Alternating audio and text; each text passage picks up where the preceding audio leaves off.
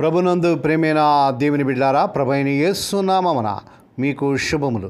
జీవముగల దేవుని కృపావర్షం మీపై సమృద్ధిగా కురియునుగాక. ఈ దినం అనగా జూన్ నెల 13వ తారీఖు 2026 శనివారం హోలీ ట్రింటీ చర్చ్ మినిస్ట్రీస్ వారు అందించు అనుదినమన్న ఈ దిన మన ధ్యానాంశం ప్రభు మీద ఆనుకొనుట. దేవుని వాక్యం చదువుకుందామండి. యెషయా గ్రంథము 26వ అధ్యాయం 3వ వచనం. ఎవని మనసుని మీద ఆనుకును వానిని నీవు పూర్ణ శాంతి గలవానుగా కాపాడదు. దేవుడు తన పరిశుద్ధ వాక్యం దీవించిన గాక. దేని బిడ్డారు, మీరు ఎలా ఉన్నారండి? మీ ఆరోగ్యాలు ఎలా ఉన్నాయి? మీ కుటుంబంలో అందరూ బాగున్నారా? మీకోసం మేము ప్రతిదినం కూడా ప్రార్థన చేస్తున్నాం. మరి మీకు ఏదైనా ప్రార్థన అవసరమైనట్లయితే మాకు దయచేసి తెలియచేయండి. మీకోసం మేము భారంతో ప్రార్థన చేస్తున్నాం. దేని బిడ్డారు, దేవుని వాక్యం మనం చూసినట్లయితే ప్రభు మీద మనం ఆనుకోవాలని ఆ యొక్క వాక్య భాగంలో మనం చూస్తున్నాం. ప్రశాంతమైన ఒత్తిడి విశ్వాసం కాదు, అది కేవలం అణిచివేయబడిన ఆందోళన.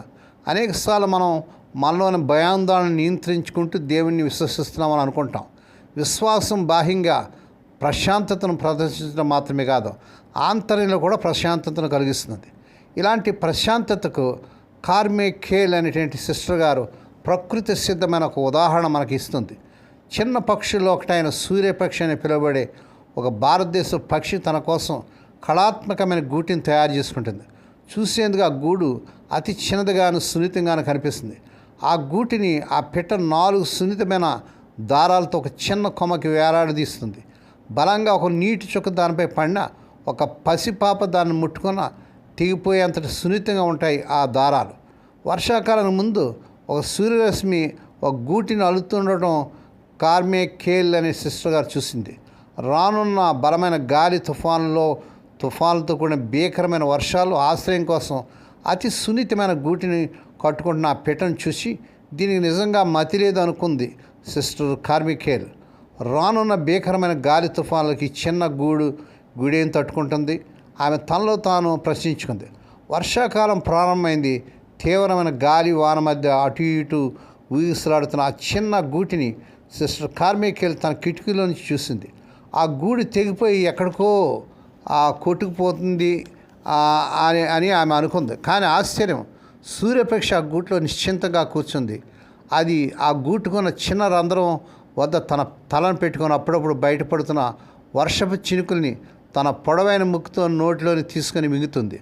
ఆ వర్షపు చుక్కల్ని పుష్పాల్లోని మకరందాన్ని ఆస్వాదించినట్టుగా అది ఆస్వాదిస్తుంది. బయట కొండపోత వర్షం కురుస్తుంది. పెనుగాలులు భీకరంగా చెలరేగుతున్నాయి. అయినప్పటికీ ఆ పిట్ట తనకేమి పట్టినట్టుగా తన వెచ్చటి గూట్లో ఎలాంటి భయం లేకుండా తన చిన్న గుడ్లను పొదుగుతూ ప్రశాంతం కూర్చుంది. దేవుని స్తోత్రం. సూర్యపక్షి కంటే సురక్షితమైన విశ్రస్థానం ఉంది. అదే దేవుని వాగ్దానం మనకున్నాయి. అవి మనకు చాలండి. ఎంతటి పెనుగాలైనా ప్రశాంతంగా విశ్రాంతి తీసుకోవడానికి. దేవుని స్తోత్రం కలుగును గాక. ఆయనను మనం ఆనుకోవాలి. ప్రభువును మనం ఆనుకున్నప్పుడు ఈ సూర్యపక్షి ఏ రీతిగా అయితే తన యొక్క చిన్న గూట ప్రశాంతంగా ఉందో, మనం ప్రభువును ఆనుకున్నప్పుడు మనం కూడా ప్రశాంతంగా ఎన్ని సమస్యలు కష్టాలు వచ్చినా ప్రభు వాగ్దానం పట్టుకొని మనం ముందుకు సాగలం.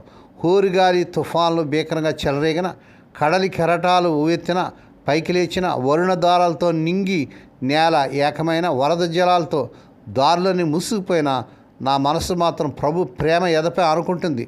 నిశ్చయంగా స్తుతి పాటలు పాడుతూ ప్రశాంతంగా ఉండగలం. దేవుని బిడ్డ, ఆ రీతిగా చేటుకు పరిశుద్ధాత్మ దేవుడే మిమ్మల్ని ప్రేరేపించిన గాక.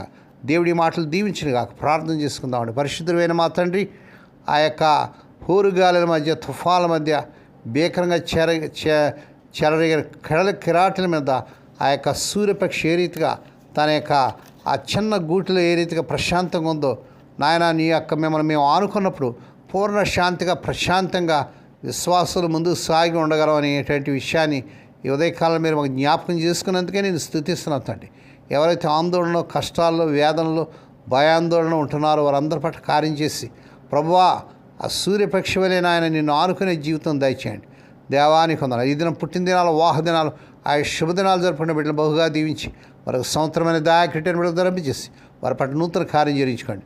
రోగులైన బిడ్డ పని ప్రత్యేకత చూపించిన ఎవరైతే సీరియస్ కండిషన్లో, ఐసీలో, క్యాన్సర్స్తో, ఫిట్స్తో, నాయన జ్వరాలతో, డెంగ్యూ ఫీవర్స్, టైఫాయిడ్స్, ఇంకా రకరకాల హార్ట్ సమస్యలతో మరి ఆయా నొప్పులు, బాధలు, ఆపరేషన్లు అయ్యి నాయన ఉన్నారు, వారందరి పట్ల కార్యం చేయడానికి ఉంచుకోండి. స్వస్థత, ఆరోగ్యం, విడుదల యేసు నామములో ప్రకటిస్తున్న తండ్రి. మా తండ్రి స్వదేశీ విదేశాలు ఉద్యోగాలు తెప్పబడుతున్న ఎవరి బిడ్డలకు ఈ నెలలో వారికి రావాల్సిన ఉద్యోగాలు, అర్హత మించిన ఉద్యోగాలు వచ్చిన గాక. వీసాల కోసం ఎదురు చూస్తున్న బిడ్డలకు వీసాలు వచ్చింది గాక. వివాహం కానీ ఎవరి బిడ్డలకు ఈ నెలలో వారు కోరుకుని చక్కని సంబంధాలు కుదిరి వారి వివాహాలు ఘనంగా జరుగును గాక. హోలీ ట్వంటీ చర్చ్ మినిస్ట్రీస్ ద్వారా మారుమూరు గ్రామాలు ఆ మురికి వాళ్ళు పరిచయం చేస్తున్న దీనదాస్తులను, దాస్తురాలను, విధవరాలను, దిక్కులేని బిడ్డలు, తండ్రి లేని బిడ్డలను జ్ఞాపకం చేసుకొని వారి ప్రతి అవసరత ఈ నెలలో తీర్చండి. ఈ దినమంతట్లోని బిడ్డల చుట్టూ మీరు రక్తకాంతి చేసి ప్రతి విధంగా కీడు నుంచి, దుష్టి నుంచి, ప్రమాదాలు తప్పించి క్షేమకరమైన ప్రయాణాలు దయచేయమని నాయన మీకే మహిమ ఘనత చెల్లించుకుంటే యేసయ్య పరిశుద్ధ నామమున స్తుతించి గణపరిచి వేడుకొని ప్రార్థిస్తున్నాం తండ్రి. ఆమెన్. మన ప్రభువైన యేసు క్రీస్తు వారి కృప, తండ్రి అయిన దేవుని ప్రేమ, పరిశుద్ధాత్మదేవుని కన్నుల సహవాసము సదాకాలం మీకు తోడేండి నడిపించి బలపరచునుగాక. ఆమెన్.